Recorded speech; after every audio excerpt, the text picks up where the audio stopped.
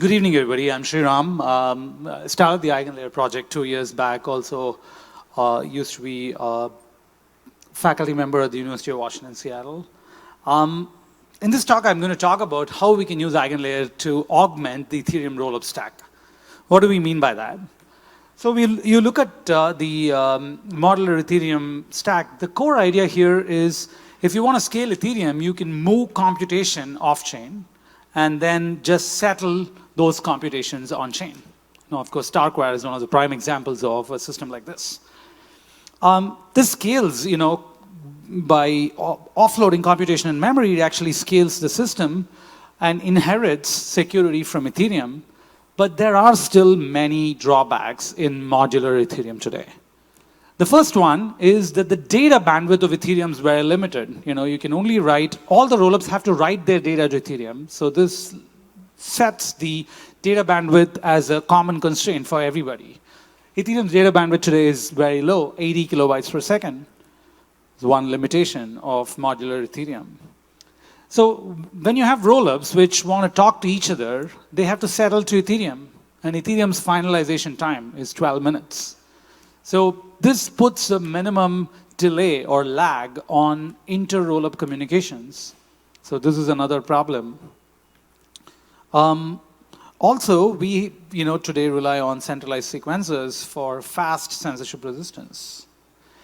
The bridging between both fast bridging across rollups as well as bridging from Ethereum to other chains leaves much to be desired. And finally, MEV management is a major issue for rollups. Okay, so what's EigenLayer? EigenLayer is a mechanism for sharing Ethereum security to any new services that can then be built on top. The paradigm is Ethereum's at the base. Ethereum itself is secured by staking. You lock a bunch of stake and promise that you're going to run the Ethereum protocol correctly. If you can take that same stake and make additional promises, additional credible commitments, then that's what we allow in EigenLayer. You take your ETH and then make additional promises that you're going to run other software correctly with the risk that you lose your ETH if you don't do it correctly. And when you do it, what happens is on the other side of this market are people building new services. Think of these like SaaS services, software as a service, but decentralized SaaS services. We call them AVS, actively validated services. You can imagine oracles, data availability, bridges, all kinds of other things. So what EigenLayer enables is takers to opt in and secure additional services in addition to securing Ethereum itself. Each AVS contains an off-chain container. Think of it like a Docker container that you can download and run for each of these services. Also contains an on-chain contract which talks to the EigenLayer contracts. EigenLayer itself is just a system of smart contracts on Ethereum. So you have the on-chain contract on which you can do registration, slashing, payment, all kinds of functionalities. But the core component of each AVS is actually running in its container off-chain. So validators stake their ETH and then opt into new things. And these new things can be in the form of containers, means arbitrary code that you can run on your node. Okay, so that's the paradigm. And what the paradigm is trying to do is to share the Ethereum staking and security beyond the core protocol that Ethereum has designed. So any of the downsides that we found earlier could potentially be addressed by building new AVSs that cater to these services. Okay, what do we mean by that? Can we take EigenLayer and then figure out how to augment the rollup stack? Augment the rollup stack, to solve all the problems. For example, if the data bandwidth is low, maybe you can build fast, high-speed, high data bandwidth service. We built one called EigenDA. But you might imagine that other people can build some of the other things that actually I'm going to lay out. You can have people create new MEV management solutions. You can create super fast settlement services. You can create decentralized sequencing. You can create low latency bridging, all kinds of new things. We are not going to build all of these things. We're just provocatively calling it EigenX. But the idea is anybody can build these AVSs, services that actually fix problems in the Ethereum landscape. So you can think of this as like a adjunct or adjacent to the Ethereum landscape. You can build new things that actually solve these core problems. Okay, so that's the core idea of EigenLayer, is augmenting the Ethereum modular landscape by taking some of the core problems on data availability, MEV, settlement, sequencing, bridging, and providing it through the same stake on EigenLayer. Okay, so the rest of the talk is going to be, first I'll talk about EigenDA. It's a service that we've built, a data availability service run by Ethereum stakers. And then I'll briefly highlight what other applications can be built.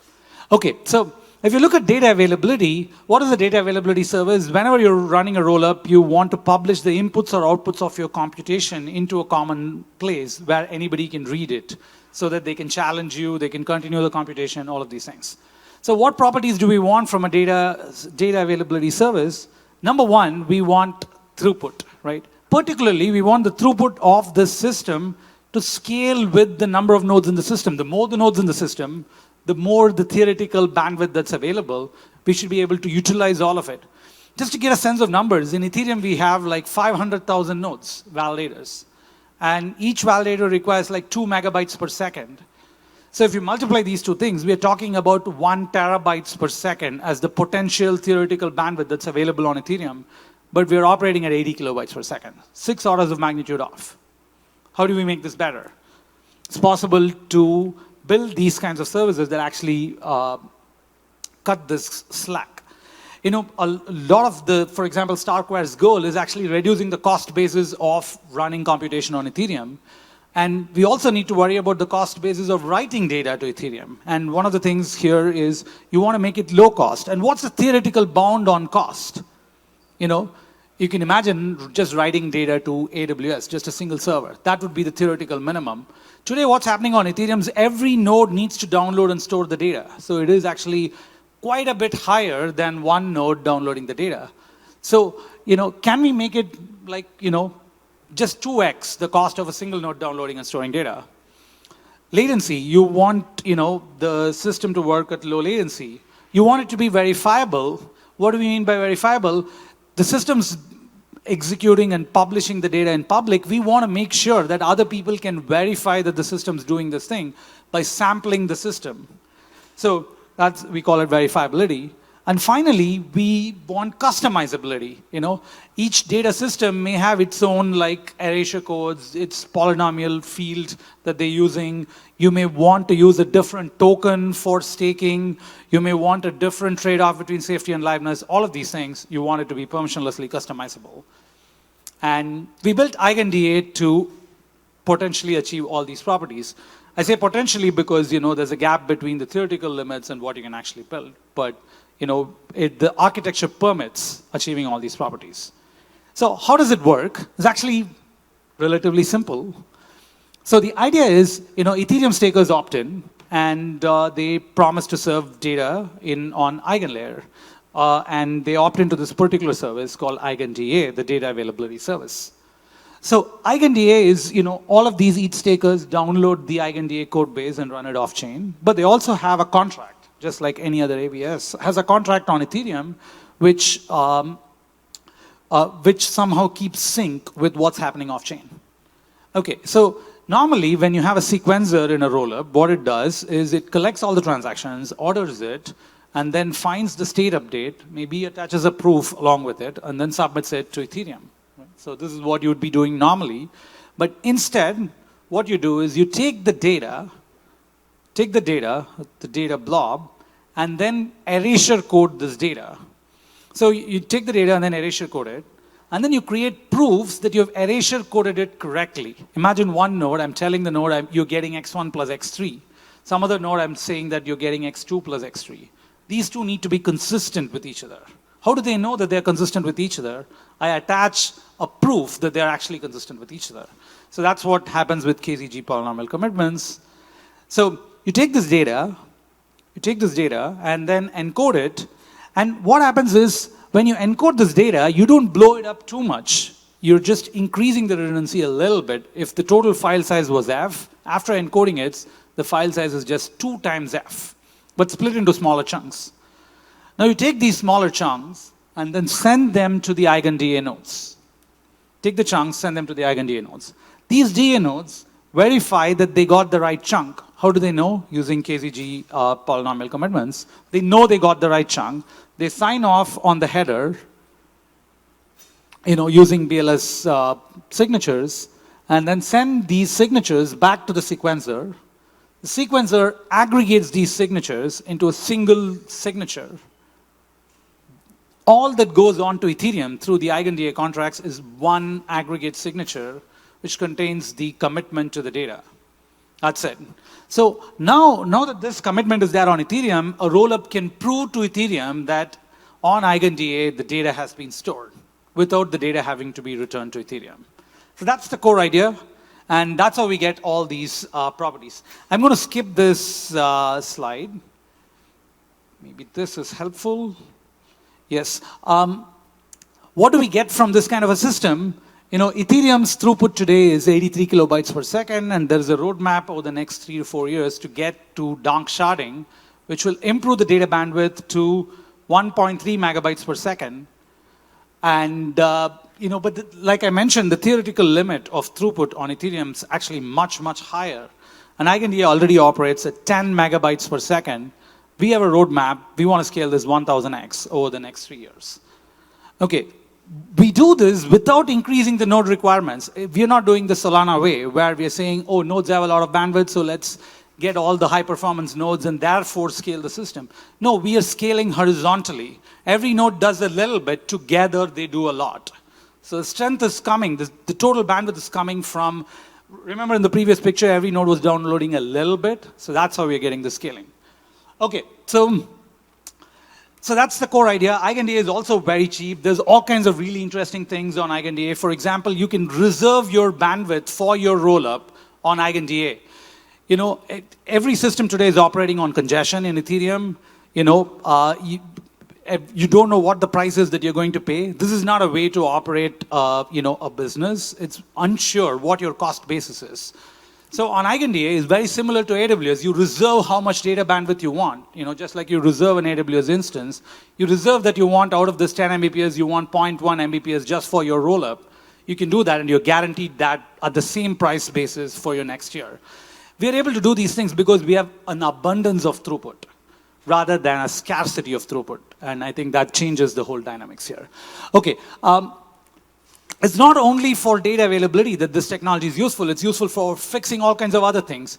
How do you do decentralized sequencing for a rollup? You could have EigenLayer nodes which opt in to run decentralized sequencing across many, many rollups. Espresso is actually building this already on Ethereum. Espresso is a project by Ben Fish and others who are actually doing something really interesting. So this is an example of how EigenLayer can complement the modular landscape by finding things that are missing and then enabling other people to build it. Similarly, one of the other things that's super important is if you're building a rollup, you want to give users instant confirmation or near instant confirmation. You don't want to wait for 12 minutes for Ethereum to settle. If you want to give users instant confirmation, what you can do is you can actually get enough ETH stakers, okay, to opt in to a settlement layer. And what you do is you take your start proofs and send it to these nodes. They have staked, in theoretically, potentially the same amount that's staked on Ethereum. You get $20 billion worth of economic security instantly. And you can send that certificate to your users. So you can do that on EigenLayer. So essentially, it enables you to get super fast settlement by first writing the proof to these nodes. They check that the proof's right, and these nodes are then going to write it to Ethereum. So this is another super interesting thing. We don't have anybody building this right now, so if any of you are interested, it's something super interesting. Bridges, you want to move, imagine there are two rollups that want to talk to each other pre-settlement. Rollup hasn't yet settled to Ethereum. Maybe it's an optimistic rollup that takes 7 days, or it's a Stark rollup that takes a few hours to aggregate the proofs and write it to Ethereum. You want to still exchange information and talk to each other in the intervening while. If you have enough economic security, if you have enough nodes from EigenLayer opted in to EigenBridge, a kind of a bridging service, you could then start exchanging information, not only across rollups, but even across other L1s. You can have these nodes run light clients of other L1s and then submit those proofs to Ethereum. Similarly, for MEV management, which is basically just how to constrain the transaction ordering, you can build all kinds of interesting services. Event-driven actions, you can build partial block auctions, threshold cryptography, block space futures, all kinds of interesting things. Just to summarize, you have the modular Ethereum roadmap where there is potential, which is because you have these off-chain systems which can offload state and computation. You get a lot of benefits, but there are limitations today. The data bandwidth is small, finalization time, all the problems that I laid out earlier. You can start solving each of them by using EigenLayer. You can solve the data bandwidth problem, EigenDA I mentioned. You can solve the finalization problem by using settlement layers. You can solve the centralized sequencer problem by using decentralized sequencers, bridging problem by using light-client bridges, and MEV management by building modular modules which actually solve for different kinds of ordering preferences. So EigenLayer is a great complement to the modular Ethereum roadmap. And as you build interesting rollups, be it gaming or any other things, you might want to consider what you can take advantage of from EigenLayer. Just an avocative picture here. By absorbing the trust from Ethereum through staking, EigenLayer can actually provide a bunch of different services that complement each other and complement the Ethereum roadmap. With that, I finish my talk. If any of you are interested in building some of these cool features, do ping us at our Twitter handle at EigenLayer. Thank you.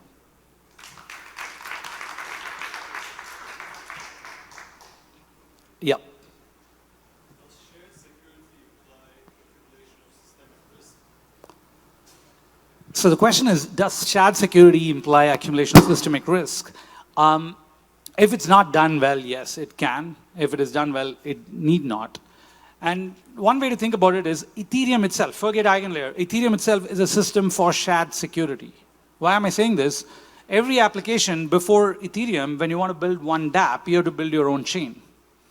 Ethereum aggregated all of these applications into a common security base, the ETH staking base, and they supply the security to all these different applications.